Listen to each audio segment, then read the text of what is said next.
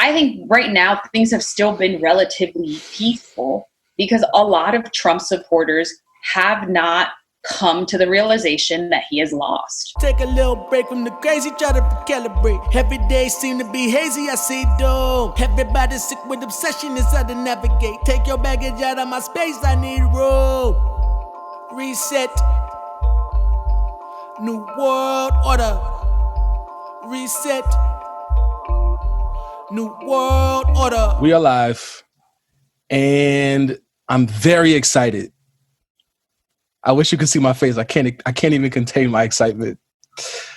My name is JP Reynolds. This is the Stir Crazy Podcast. I'm your host. I have been talking to some of my very brilliant, very powerful, dynamic friends about this crazy, uncertain, transforming world we got here in 2020 and beyond. And tonight I have a very, very special guest, a dear friend of mine. Like, not for real, like dear friend, like she was in our wedding. Like, this is, you know what I'm saying? This is the homie. Tonight I have Mayra Macias. Yes, Mayra. I call her Mayra Cita. Been calling her that for almost 15 years now. Wild. Mayra is Chicago native. Mayra is a storyteller and a political operative. Currently the executive director, right? Executive director of Latino Victory.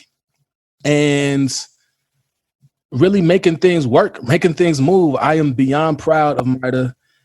And we're going to talk that talk. We're going to talk that talk. Obviously, the election is in our rear view. And that is some of that's a lot of what Mayra is a part of. And she makes magic happen in the underbelly and in the trenches. And we're going to talk about that. But first of all, Mayra, how are you? Where are you? Have you been drinking water? This has been a crazy week, I'm sure.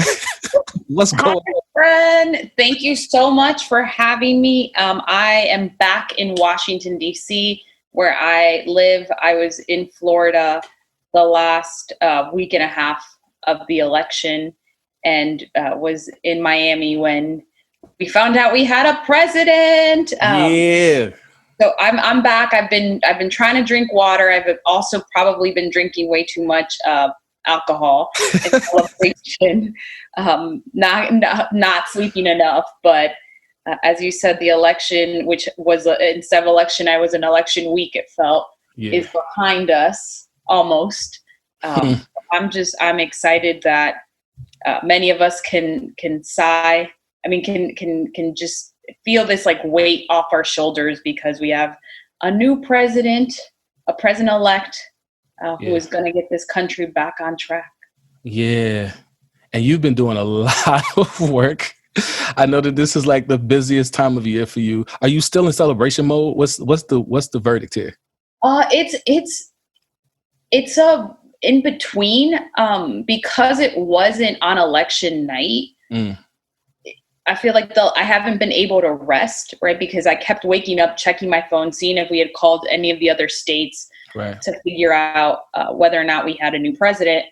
But also our organization, Latino Victory, supports progressive Latino candidates. There are still a ton of candidates whose races haven't been called. Yeah. So I can't fully decompress because we're still analyzing races. We're still working. We're making sure that where there are recounts, that we have folks that are vigilant. And so it's like this in between of like kind of celebrated over the weekend a little bit, but we're still, not really past this hump in our electoral history.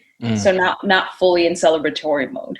Yeah, that's real. I feel like a lot of folks are operating or kind of existing in that like in between space, even voters, right? I think a lot of citizens are in this in-between space. Obviously, the sitting president, still has not conceded, at least to this conversation. So it doesn't sound like he plans on it, which is why I'm like, well, it's behind us. But until Joe Biden is in the White House, we cannot take anything for granted.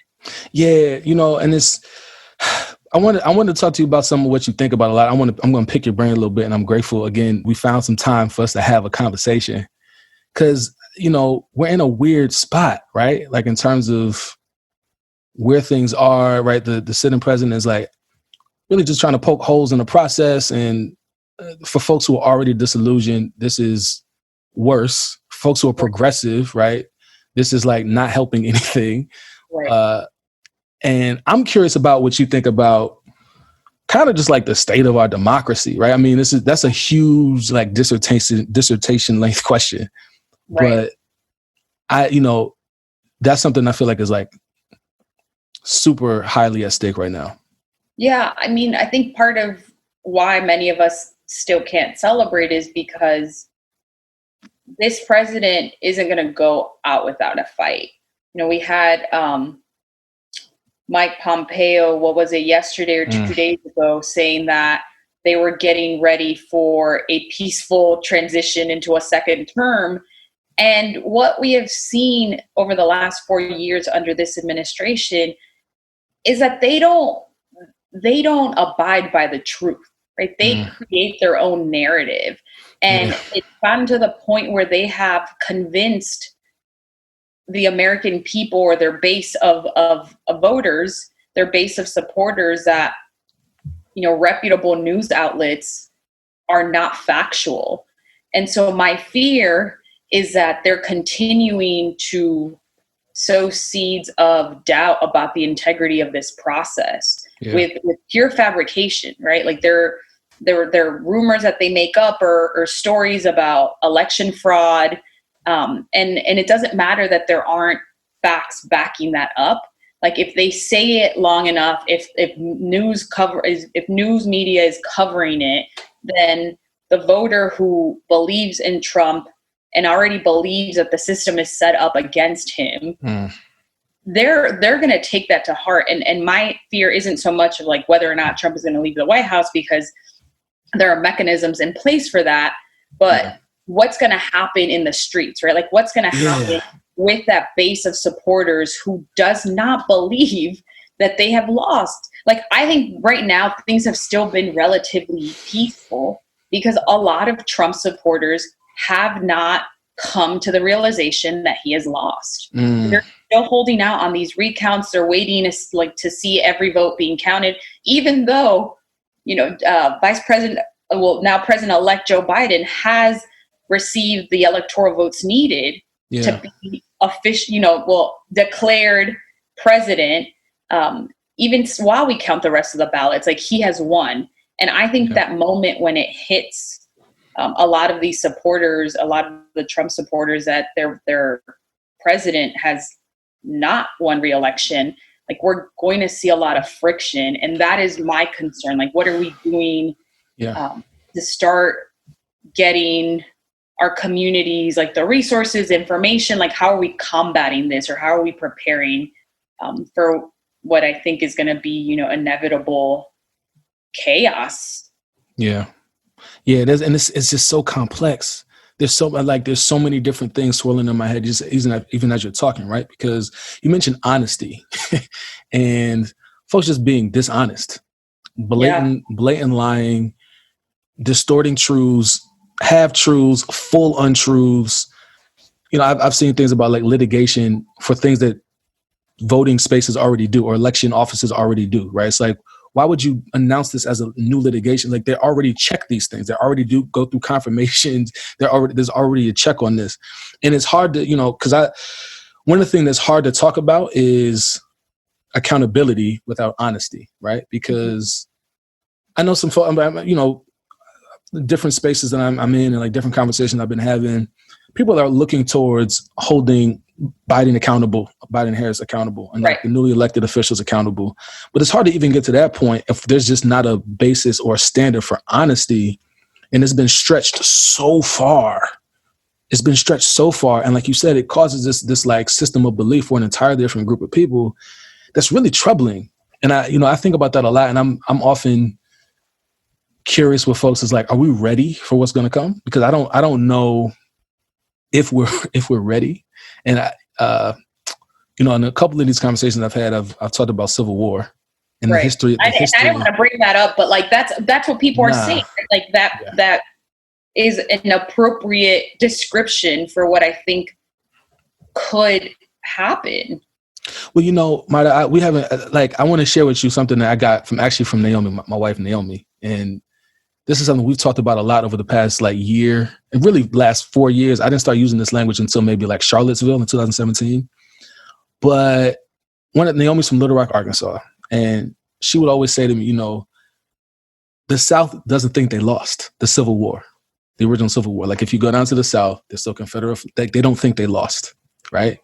And if you think about that moment with this moment, or even, the moments before, when Abraham Lincoln was elected and took office and states were seceding, the Civil War started right after he got it inaugurated.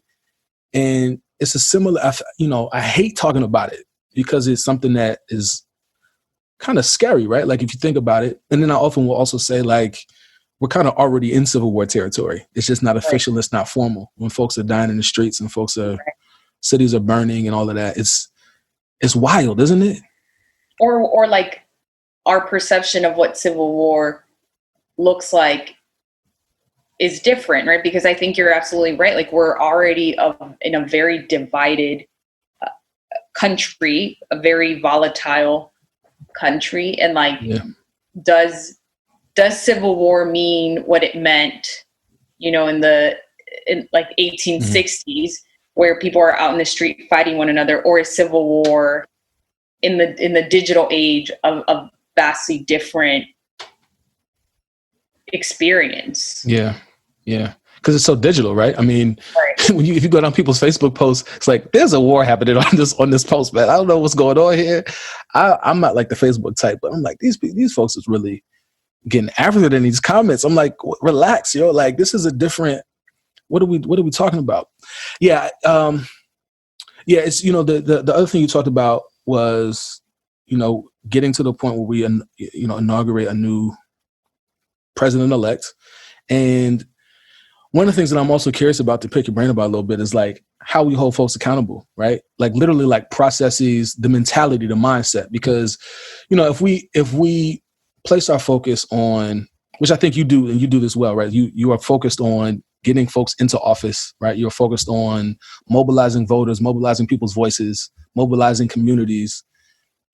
Once we get folks in the right spot, once we get folks to represent us well, now it's a question all right, how are we holding these folks accountable? How are we keeping their foot to the fire to do what we said we want them to do? And that's a major concern as well. Yeah, and I think part of it is that most people don't realize the power that voters and constituents have. And before we, delve into holding the new presidential administration accountable, just thinking about your local elected officials, a lot of the either policy agenda or events that they put together, or issues that your local elected official will uplift or just not touch, really depends on constituents. And many of us don't know, we have the power to pick up the phone and call their offices, or send an email or tweet or gather at their offices. And as someone who worked, for a member of Congress and got to experience that other side of government, there is a lot of weight placed on what constituents or how voters are going to feel about something. Yeah. And so I think part of what we, the people, need to do better is the process, the civic process has felt so disjointed. We engage during election season, and then we're not really engaged. And part of that, was intentional, because folks who have been in power, are able to consolidate power by keeping the process mysterious and distant. Mm-hmm. But we have the ability to reach out to these people, to request town halls, to have meetings. You can literally walk into Congress, the halls of Congress, and go and visit your member. And obviously, if you didn't set up an appointment, not likely that you'll get to sit down with the member, but someone in that office will sit down and talk to you and listen to your concerns or the issue that you care about. So I think part of what we need to do better is just empower and educate the public that they have these resources at hand to be able to engage their elected officials.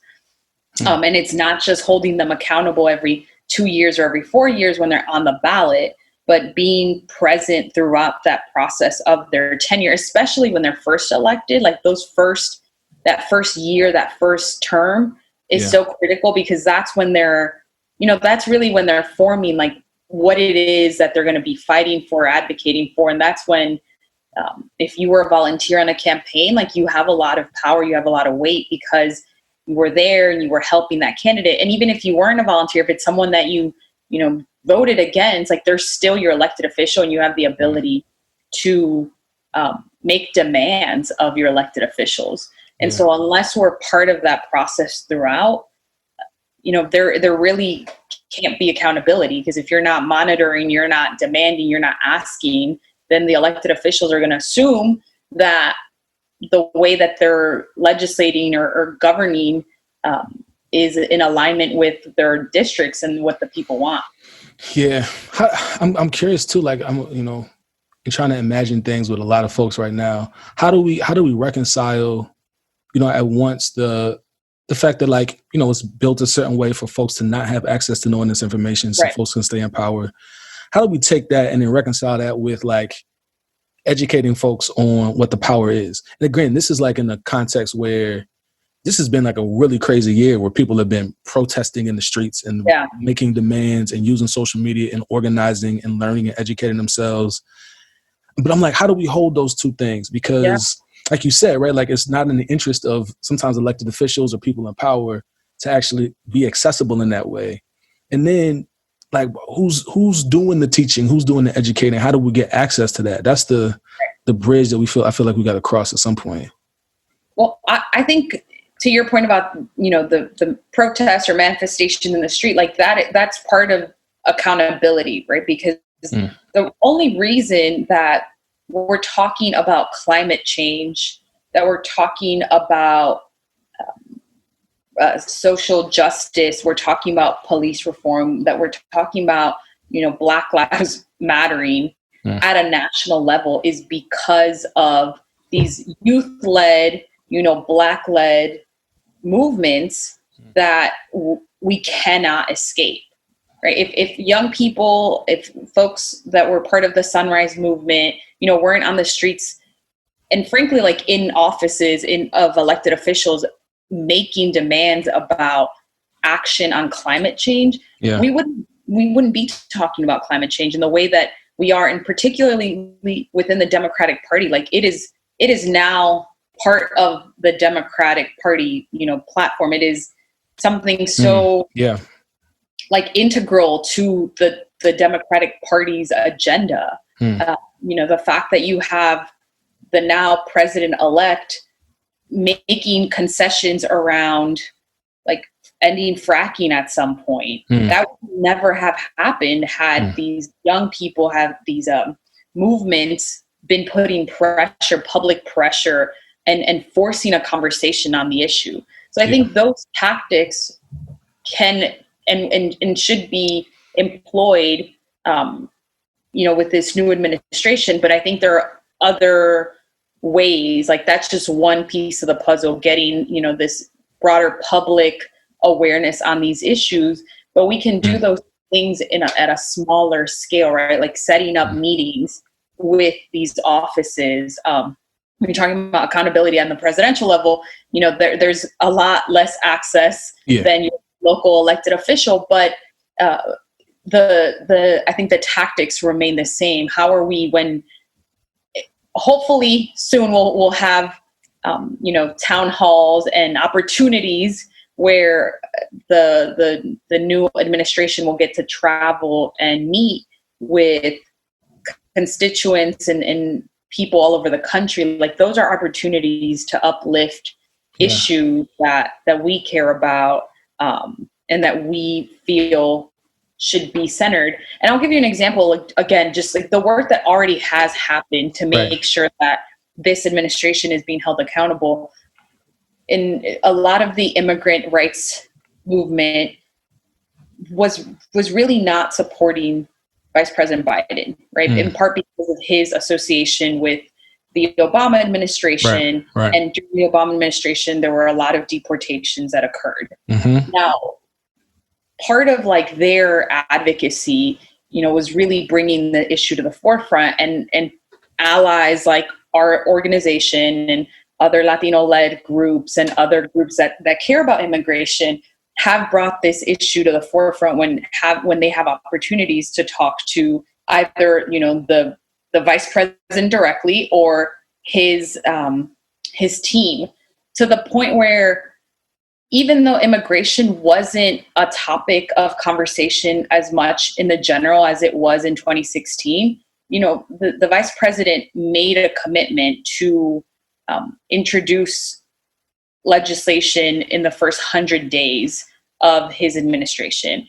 And beyond that, he made a promise that there would be a moratorium on deportations, so that people, like the current administration, is not allowing folks who have a legal right to ask for asylum to even enter the country. Like there is no, you know how people talk about you have to come here the right way. Like this current administration isn't even allowing for the right way to exist, because they're not allowing people that have a legal right to claim or ask for asylum to even enter. And so these are things that would not have happened without, again, that advocacy, without some of these like more direct, like civil disobedience tactics, but also like building coalitions and having allies that have access to the administration or have access to the Biden campaign and are bringing up these demands. Yeah.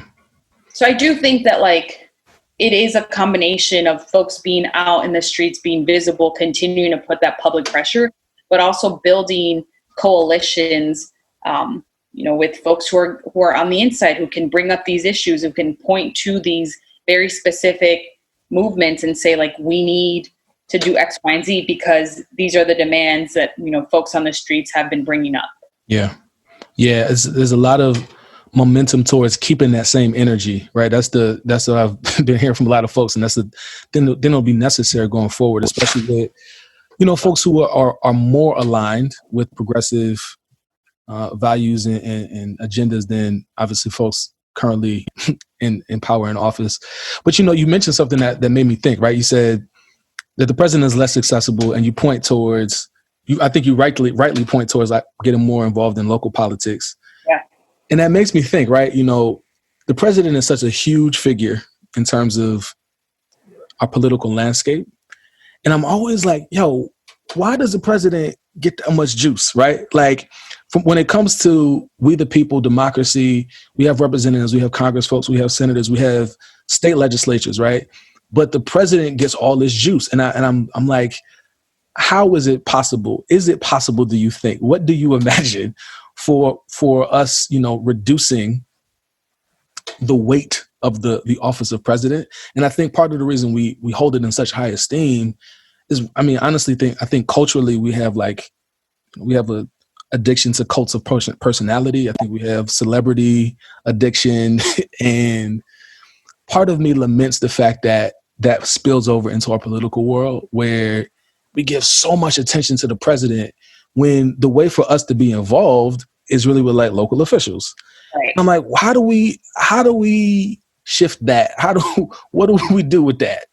Right. And I think when I say less accessible, like in theory, our local elected officials, our members of Congress should be those bridges between, everyday people who are not elected and the president. Like they're the people that have that direct line of access. Right. I think part of what we need to do is ensure that those local elected officials are actually representative of the communities and not just folks we elect, year after year because we know the name and their interests or their policies aren't serving us. Yeah. And secondly, I agree with you. I think that even when we think about members of Congress, we do have a tendency to fall into this cult of personality, and then the repercussions of that is that we haven't built a pipeline of leaders, right? Because if all the attention is on the president, or like, how are we building up the bench so that when that current president is no longer there, we have people that have recognition across the country or have name ID within their states, and are respected. Like, I think that's a very intentional work that needs to happen. And oftentimes, like, we don't do that work because we just care about like the star of the show, right? Like, the protagonist, when this is a team sport, and we need to make sure that everyone is getting the support that they need, and it doesn't fall on one person. Because what happens, and we saw that Obama left office, and we have to start in a way anew, because like for so long, like he was our hope. He was like the embodiment of like so many Americans' vision for this country. And when he was no longer in office, a lot of us like didn't know where to funnel that energy. Yeah. It's, and that, that reminds me, what you said about coalition building, right? Where it's strange, like, in the history of at least what I recognize is like the history of civil rights movement or like Black Power movement structures. There've been so many folks and figures who have been so dangerous because they built coalitions, right? So I think about like Chicago, Fred Hampton, and how he was so dangerous because he was building with like poor white folks and like Mexican folks and Black folks, and that's scary to power structures. Or, even like the cults of personalities throughout the 60s, and when they're taken out, when they are, quote unquote neutralized, then that diminishes the movement. Whole stop. And I feel like a lot of these conversations are usually oriented towards like, all right, what's the wrong thing? What could we be doing better with coalition building? I would love to know from you, as a person who's just had a major victory from, being in the trenches and organizing and strategizing. Like, what have you seen that is exciting about coalitions being built right now? Yeah. I get really excited thinking about young people. Not that we're not young anymore, but like we still young. What you mean? Youth. So when we were coming of age, I think that we were ahead of our time in thinking about things in like an intersectional way, but we didn't have the language for a lot of these things, right? Like, I remember the first time I think I even heard the word intersectional was in college. And like, we were like studying, like, this is like race theory classes. Yeah. And so a lot of like, you and I are fortunate that we had the space and the resources to like put a framework to the way that we were thinking about this new society or this new world. Yeah. And it was still like very new. And I think about some of the conversations we were having, 10, 15 years ago, and how that is just like normal now. That's common. Yeah, that's true. 11-year-olds are talking about being intersectional, and don't look at the world I remember getting so frustrated because we would have conversations and it was either like, you're looking at the world from like a race perspective or a gender perspective. And I remember like discovering Audre Lorde and being like, wow, like you can look at things in like such a multifaceted way that incorporates like race, gender, and sexuality. Like that was all because I had access to this education that not like everyone gets access to.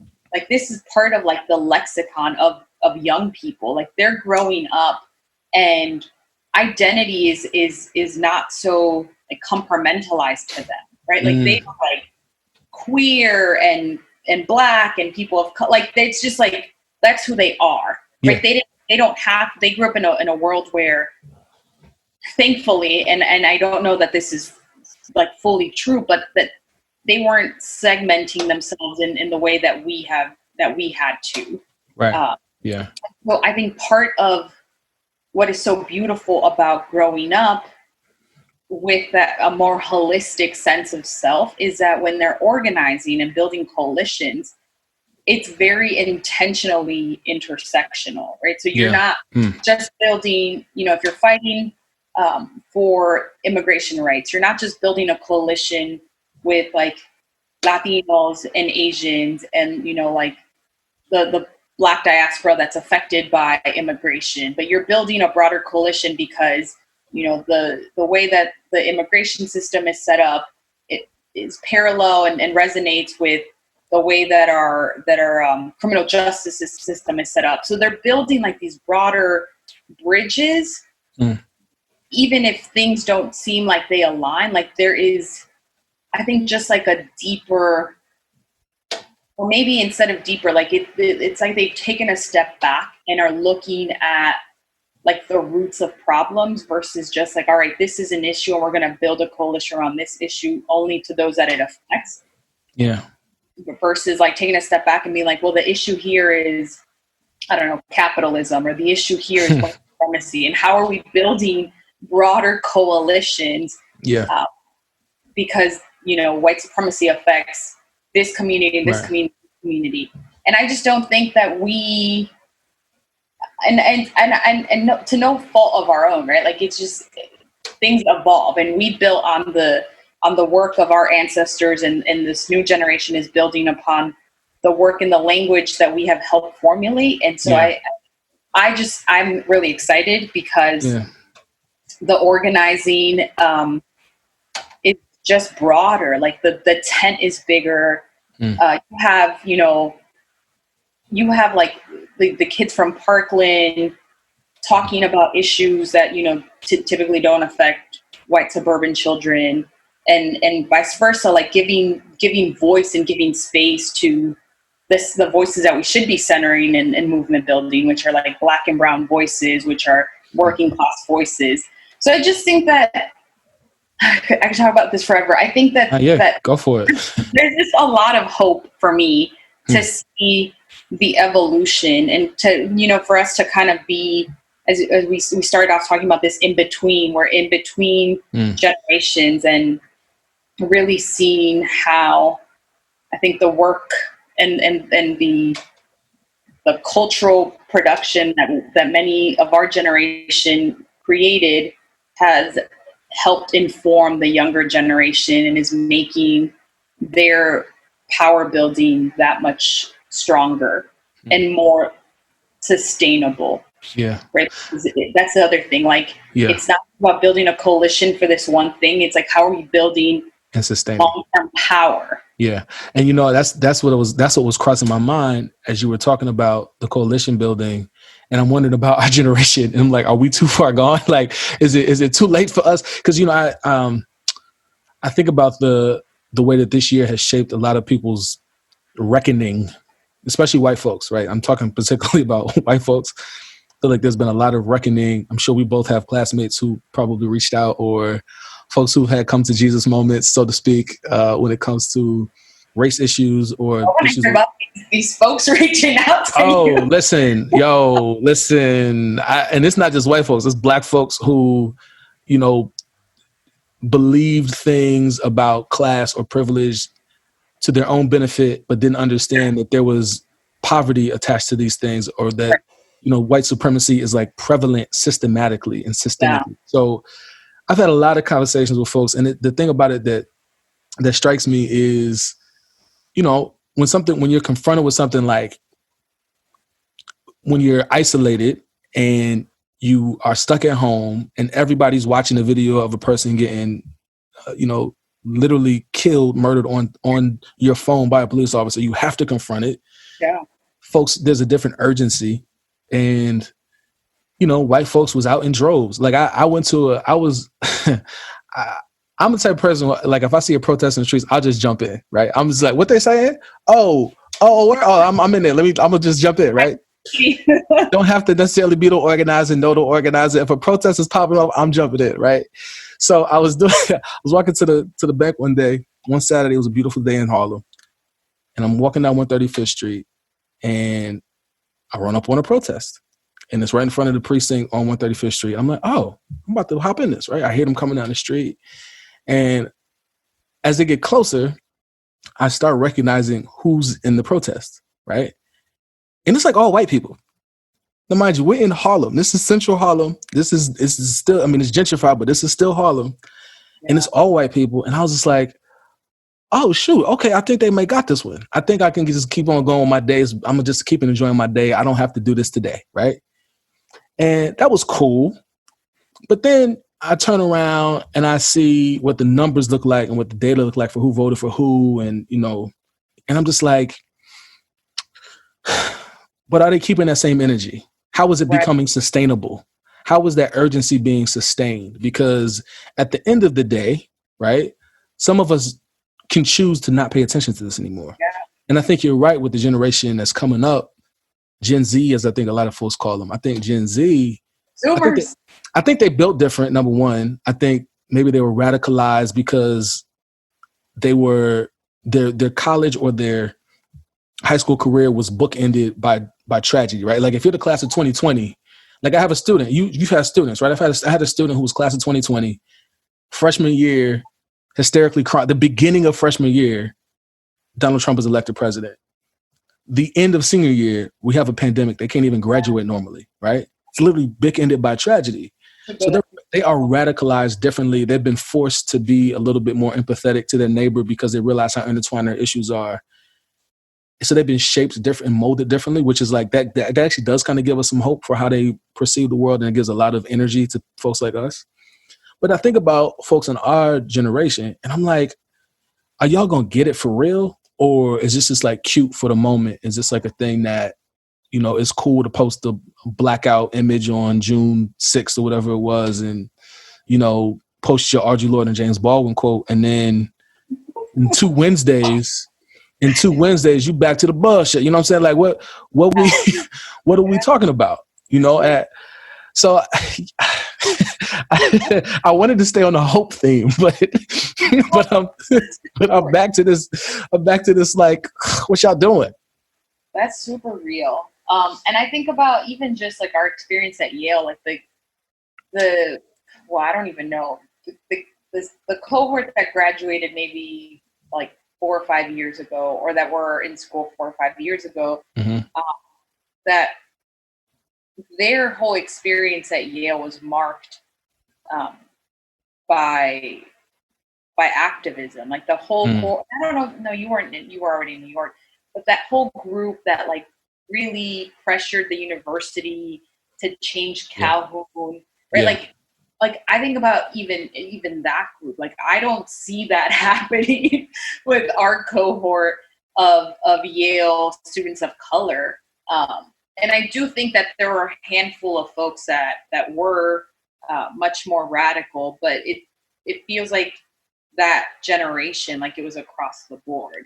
Well, we were called crazy then, right? Like we were crazy if we brought up issues of. Yeah, I mean, and it was a lone voice in a sea of people who, you know, like, why are you inconveniencing me over this thing when? Yeah. You know, we should all be grateful that we're here at a top tier university that builds leaders.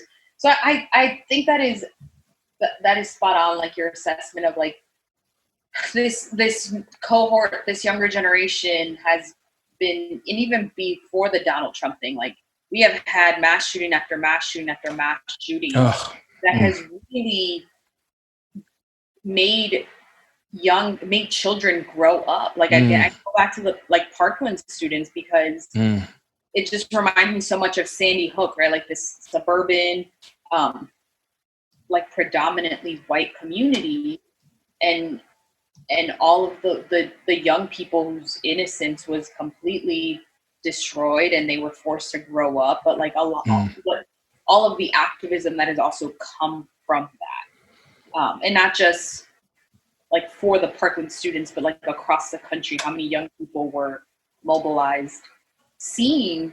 Yeah. And again, like in part because of like the digital age we live in, but like there were like videos on Snapchat and Instagram that students were posting like in the classroom as like their colleague or their classmate or their teacher died. Like those images you can't unsee. Yeah. And so I do think that like we have let young people down. Like they have had to contend with real tragedy in a way that generations before, have not or could have avoided, just because, again, like, we live in a digital age. You're watching people on screen die before your eyes. Like, it's not like, oh, I'm just thinking back to like Emmett Till, right? Like, if you weren't there, you didn't go up and see the casket. Like, you could very easily avoid that. Mm-hmm. But like, now, if it's everywhere online, how do you just remain ignorant? What do you think that's doing to us too? Right? Like, I'm torn on the viral sharing of, I call it like trauma porn. And usually it's like Black trauma porn. It's like, I'm not trying to watch people dying on camera no more. I'm not trying to do that. But also I realize the power that has to mobilize folks. But I'm also just like, what is that doing to us? Yeah. I mean, I feel really desensitized. And like, on Saturday when the presidential election was called, I like spent a good hour and a half just crying. And I realized when people were asking up, leading up to the election, like, how are you feeling? What are you doing? Like, I think I have felt numb for the last 4 years. Like, I have felt numb in part as a means to survive. Like, I have to do this work regardless of who wins. Like, if Donald Trump had won, like, I'm still going to be doing this work. And in order for me to be able to get up every day and encourage people to run for office and believe that there is a new world that we can build, like, I cannot allow myself to like really grieve, right? Like, feel the just like the tragedy that we have lived in the last 4 years. And so I don't even think I realized that I was suppressing all of that until it was called that, Joe Biden won. And I could not, like, if you look at pictures, like, my eyes are puffy. I just cried all day. And I realized it was the first time that I allowed myself to just feel. Yeah. Because it's been tragedy after tragedy, like, not just watching people die, but watching, children in cages, like, hearing how this president has denigrated all types of people.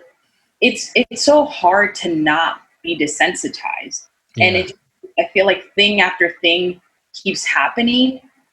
And it's almost like, I mean, it definitely is trauma porn, but like, I don't know, like, it feels like things have to get worse for us to feel, because we're so used to like bad things happening. And I remember it was like the El Paso shooting that happened a year ago. Oh man. And this is also like, I mean, we had seen the shooting in South Carolina, like shooting after mass shooting, targeting people of color. And I think the El Paso one was like, again, one of those few moments where I allowed myself to feel. And it was just, I mean, it's heart-wrenching. So I know that I have been very numb the last 4 years. And I don't know, like, to your question, I don't know how helpful it is to constantly be bombarded by these images of people dying, or people, like children in cages, or folks being, literally persecuted. But I do also know or presume that in the inverse of me not feeling and being desensitized, like, does that trigger folks who aren't paying attention to suddenly like care or be compelled to feel and have empathy? And like, what are the pros and cons? Like, is it worth entire communities that don't need to see these images, who already know like our communities are hurting, to constantly have to, be inundated with these images? Like, what does that do? I've been reading a lot of James Baldwin and thinking about like trauma, like the embodied trauma. What does that do to us? And it's almost like, what is the cost of building coalitions, right? Right. It's like, if it takes me going through this repetition of images to get folks to see what's happening, is it worth that? Like, that's the thing that's so troubling about it. And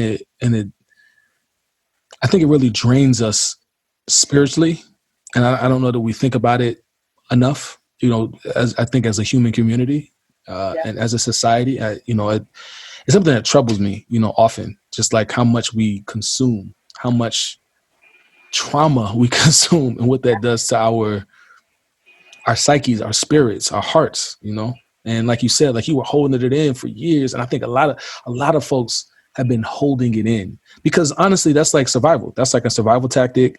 You can't let yourself be bogged down by like the pain or despair. And so unfortunately, like we don't have the privilege of just a feeling in the moment. Many of us don't.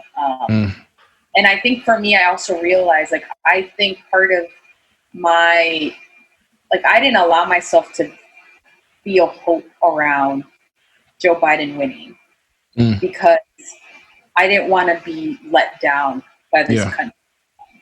Right. And so it was like this, like you said, it's survival. It's like this work has to get done. If we win or lose, like there are still people hurting. We have to figure out how to best serve others. And I don't want to be like crushed if the majority of the country votes for a racist white supremacist who doesn't care about people like us. So I think that's also part of like the feeling numb is just I didn't want to feel the pain or the hope, right? Like I know that I had to keep going regardless. So yeah, it didn't give myself the luxury of feeling, which is not the way that anyone should be. Correct. We shouldn't have to do that. We shouldn't have to resort to just shrinking ourselves to the point where we don't feel anymore. Right. For the purposes of surviving, right? I mean, that's the thing that's so wild about this period of time is that, you know, when I watched some old Obama clips the other night, I'm just like, dad, I remember when the president like was articulate and like, you know, intelligent. Even if I can still criticize Obama for, you know, I mean, immigration things, deportation things, for bombing countries in the Middle East, I'm like, but the presentation was different. It felt a little different, right? And, or even like when the VP debate happened, and I was just like, oh, this is what normal politics, which is frayed with issues, right? Like they're still dishonest. There's still, you know, problems with the agenda still, but I'm like, there's a sense of civility here, right? That's how debased it has gotten, where it's like, we're just hoping for what's normal again, even though normal is still not what we want all the way. But it's like, we just want to get back to that at least base level of where people speak to each other with decency and don't just spew hateful rhetoric at every opportune moment. But there's like always work to do. There's always work to do. Mm-hmm. And I'm hoping that we, you know, keep the same energy that we have in terms of coalition building. And like you said, I'm definitely hopeful for future generations who have a different type of urgency, because these are, like as you mentioned, they've seen tragedy differently than we have. I hadn't even thought about it like that. I think somebody else mentioned, I was talking to Kevin Beckford the day that the results were announced. Shout out to Kevin Beckford. I got to get him on this podcast. But we were just like out at St. Nick Park, just like being ridiculous in the streets. Person. Yeah, that's the homie. But we were talking about just how also these are a group of folks who were born after 9/11. And I hadn't thought about that. I said, oh, wow, they were born after 9/11. Like, okay, they don't know what it's like to go to the airport and for somebody to be able to go with you and see you off at the gate. Like, they don't know that. And not have to take off your shoes. Yeah, it's crazy. So there's a lot going on. There's a lot of work to do. You are a person who's doing the work, and I'm incredibly proud of you, for real. And again, I am very grateful that you were able to spend some time with me tonight. I was being very ambitious with getting you on this podcast. We assumed that the election would be called at some point after Tuesday. We didn't realize it would take this long. And they still dragging it out. I was gonna ask you about this lame duck period and transition and like what the energy around that is, because I mean, we mentioned that, like you very wisely mentioned that you feel that, you know, supporters of the sitting president have not been activated in the streets yet because they haven't come to grips with the fact that it's over. Right. So remaining vigilant is key. Yeah. Well, and I think to dovetail into some optimism. Yes, please. I do think that already this new administration put together a COVID task force. Like, I feel safer already. The transition team for the agencies was just announced, and it's a group of people who are basically going to review the current state of various agencies and make recommendations for like expanding or really like rebuilding, because let's be real, a lot of the work that was done into the Obama administration completely obliterated agencies, destroyed, or money was cut. So there's a lot of work. Like, this is just the beginning. A lot of folks in the organizing and movement building world saying, November 3rd is just the beginning. Right. Because now is when, we're rebuilding and we're putting forth the issues that we care about as a community. And some of the bright spots for me this election cycle, and really over the last, I would say, two years, the number of people that have stepped up to run for office that never before would have thought about it, in part because someone like Trump, who was, inexperienced, had no real qualifications to run for president, did it and won. Like, I think the unintended consequence for him is that it inspired so many women. It inspired so many people of color, so many young people, so many historic firsts within all these communities, within the LGBT community. Yeah. So I'm very hopeful beyond like this new administration that there's so many new elected officials in public service who are going to continue to push the conversation forward and to center voices that didn't have the space before because we weren't at the table. There are so many like amazing candidates that have won, young candidates that understand, what like your everyday American is going through. Yeah. So I'm really excited to see how, not just at the national level conversation shift, but how at the local level, more progressive policies are being put forth because we have these voices at the table. Yeah. No, absolutely. You mentioned being hopeful, being optimistic, being excited. I do want to ask you, this has been obviously a really stressful week. It's been an incredibly trying 4 years. You talked about letting it all out on Saturday when the announcement came down from the networks that Joe Biden was, going to become the president-elect. I'm curious to know how you are experiencing joy these days. Honestly, just making time to like be a person and hang out with my friends that I've neglected. I went and got my nails done today. I hadn't done my nails. Just allowing myself to be a person. I started reading again. Yes. I think for me, I have felt like I've been in like almost like robot mode, like working nonstop, that I'm allowing myself to be tired, to sleep in, to experience life like as a normal person and not be dictated by work all the time, which is really hard for me. But beyond that, I think I'm a people person, so I get joy from like seeing other people experience joy. And one of the things I've been reflecting on a lot this week, especially with like being profiled on the Yale Alumni Magazine, is just the like you're in the grind. You don't take a step back and realize like the impact of your work. And I think for so much of the work that I do, which is ensuring that there's representation in politics, like my like very being in these spaces is transformative, right? Like, and I don't think about that because I'm in it and I'm working and I'm pushing and I'm not sleeping.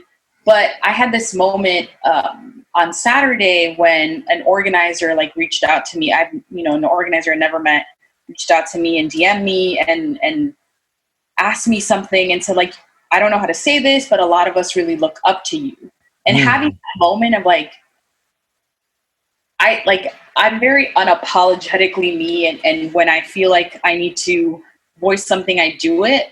Yeah. But how that affects other people, and how like someone just being themselves, like unapologetically themselves in spaces where people like us typically don't exist. Mm-hmm. How powerful that is. And that has been filling my cup, thinking about how, just existing in these spaces has empowered other people to see themselves and to envision a career in this. I think it has been giving me a lot of joy and affirmation for the last 4 years. It's worth it. It's worth it, Marta. It's worth it. Exactly. Oh, man. How lovely it has been to have you and to talk to you and to see you on Zoom. I love this. Post-election analysis. We didn't even talk about the numbers, which I was like, all right, here we go. No. Yeah, it's we're going deeper. The numbers we'll find you on CNN for that. We'll watch you on MSNBC for that. Well, that's like a lot of the conversation is just like the numbers, and I think that this. Well, one, thank you for inviting me, and two, for creating this space, because numbers tell story, and beyond the numbers, like the questions you're asking are the ones that we need to be thinking about moving forward beyond just looking at numbers. Like, how are we building long-term power? How are we experiencing joy? Like, no one's asked me that. So thank you. Nah, absolutely. Absolutely. We got to have joy. I mean, that's the duality for folks who come from, Black and brown communities, people of color. We've always lived in the duality, right? We've literally held the space of fighting against oppressive power structures, while also we be laughing, we be dancing, we be cooking good food. Like, what I'm saying? This is what we do. So it is a thing that I think we're often used to hold both, or to hold the spectrum, because it's not just a binary, but to hold the spectrum. And we gotta, find the joy as much as possible, because the world didn't give it to us. The world can't take it away. You heard? Yes. Yeah, Marta, again, thank you. And, keep up the good fight. We see you out here. And yeah, we're gonna have to connect. I would love to see you in real life once all this is over. I know. We miss reunion. There was no reunion this year. It's all good. We'll be in the same space again at some point, I'm sure. I don't know. I would love to come down to where I'd love to meet you in Miami or something. Go to some beautiful weather. I know. We go to Miami, or, when we have a virtual inauguration, I'll be in DC. Right. Oh my. Is the inauguration going to be virtual? I think so. I didn't even think about that. Just assume that we will still be under some type of restriction, and it's probably not the best example to have, for our new administration who has fought so hard for COVID to then have a massive party. Have a super spreader event.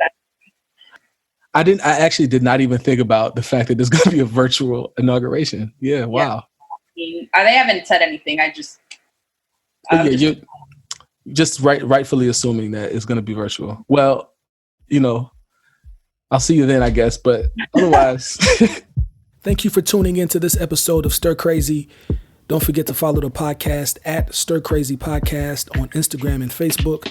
On Twitter, you can find me at Stir Crazy Pod.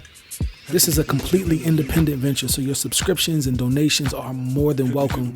You can support the podcast at patreon.com/JP Reynolds, or hit the link in the podcast description, anchor.fm/Stir Crazy Podcast/support. Thank you. Peace and power to you. See you next Tuesday. Peace and power. True.